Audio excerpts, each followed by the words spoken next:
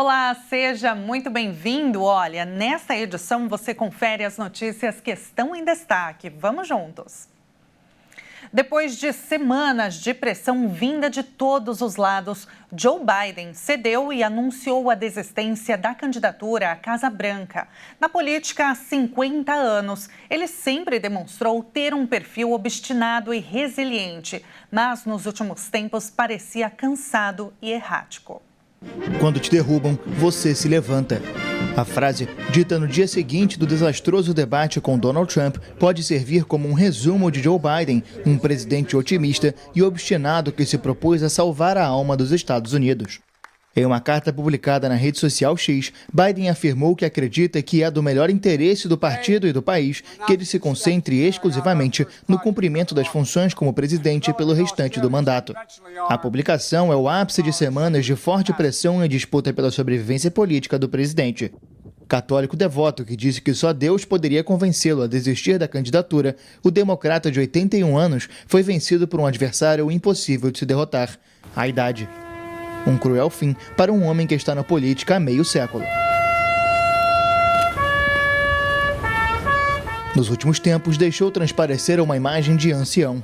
Os balbúcios e as frases inacabadas do debate com Donald Trump no final de junho pioraram as coisas e ele acabou se tornando um estorvo para o Partido Democrata diante de um adversário implacável com uma militância voraz. Nascido na cidade operária de Scranton, na Pensilvânia, aprendeu com o pai a dignidade da classe média e as dificuldades para chegar ao final do mês.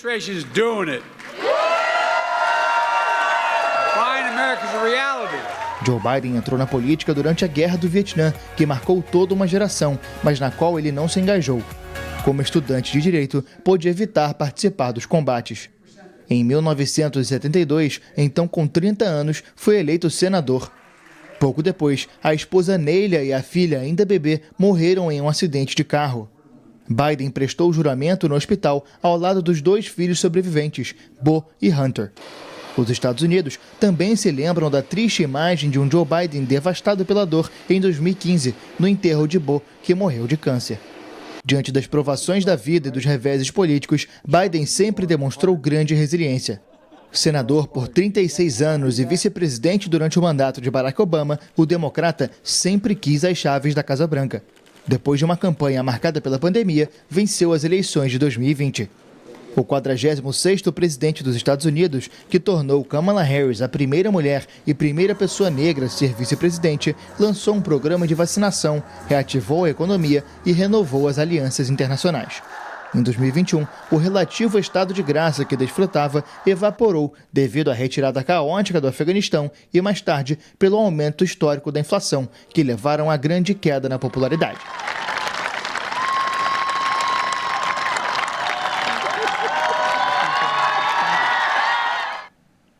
E agora, mudando de assunto, a taxa de participação da mulher na força de trabalho atingiu um recorde histórico nos Estados Unidos em junho.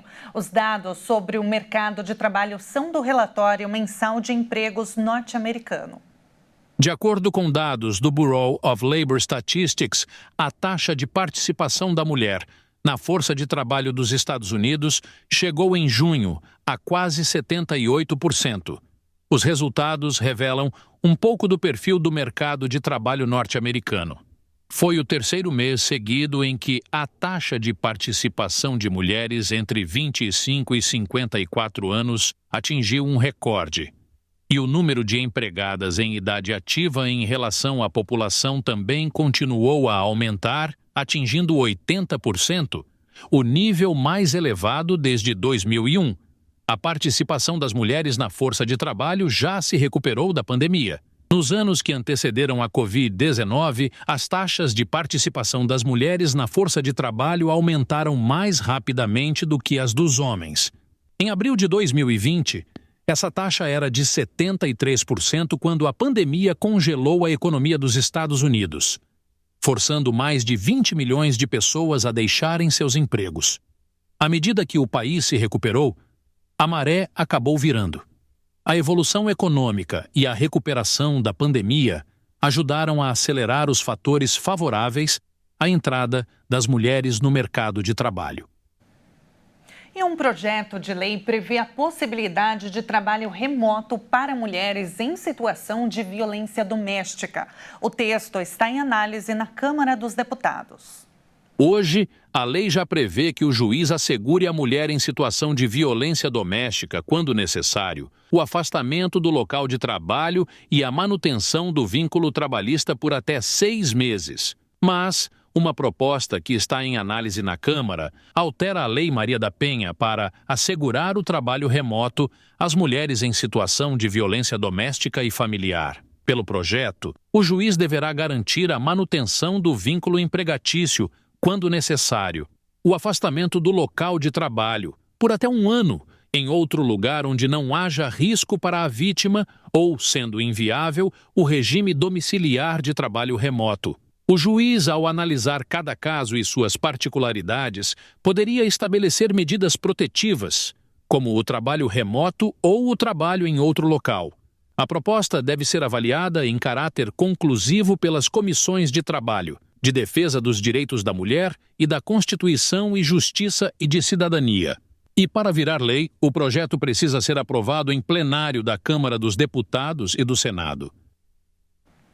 Olha, e falando de saúde, após estudos realizados sobre a saúde mental, pesquisadores apontaram que a adoção de um novo hábito pode gerar benefícios de curto prazo para adultos com transtornos e distúrbios mentais. Vamos ver.